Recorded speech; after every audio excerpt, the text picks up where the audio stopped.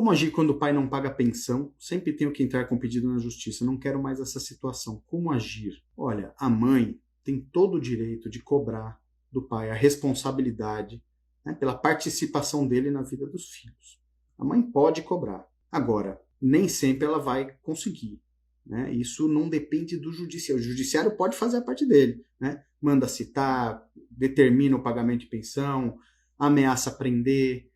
Mas se a pessoa não tiver disponibilidade, se ela não tiver condição, né, e não é condição financeira, às vezes o pai até tem condição financeira, mas ele está perdido na vida, ele está olhando assim para outro lugar, ele está honrando talvez até o próprio pai que o abandonou, ele está honrando, está repetindo algo sem perceber. E aí a justiça manda prender, mas será que resolve?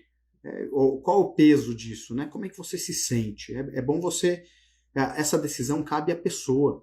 Eu não posso dizer para a pessoa, não faça isso porque a lei permite e a lei tem mecanismos de pressão para o pai pagar. Mas às vezes o pai some, o oficial de justiça não encontra, né, dá muito trabalho. E aí cabe olhar também para onde que a alma desse pai está olhando. Né? Uma dinâmica, que eu não digo que é sempre que acontece, mas é comum, é a mãe não reconhece o lugar desse pai na vida do filho. A mãe, por julgar, né, que às vezes é claro que o comportamento do pai tem sua importância, sua participação nessa história. Né? Então, a mãe é a culpada por excluir o pai, não, mas é ele que se exclui. É algo que, aí eu já não estou falando de culpa, eu estou falando da observação fenomenológica do que acontece. Né? Talvez a mãe não tenha espaço no seu coração, na sua vida, para reconhecer que esse pai é importante para os filhos, que os filhos precisam da presença desse pai no coração. Né? A própria mãe não quer que os filhos reconheçam o seu vínculo com o pai. Não quer que os filhos olhem para o pai, fica desejando que os filhos sejam totalmente diferentes. Não podem ser igual ao pai, tem que ser igual ao meu pai, tem que ser igual ao meu companheiro. Elas negam o pai como referência, né, paterna das crianças. E aí esse pai, como vingança, né, ele vira as costas e não quer saber. Tá certo? Não tá certo. São comportamentos infantis dos pais. Tanto a mãe que rejeita o pai, que não reconhece o lugar dele, tá reagindo de forma infantil a dinâmicas do seu passado familiar, né? Tá honrando dinâmicas que aconteceram entre os seus pais, na maioria das vezes, e tá repetindo isso. Né? Quanto o homem também está sendo infantil, né? Também está reagindo e está sacrificando.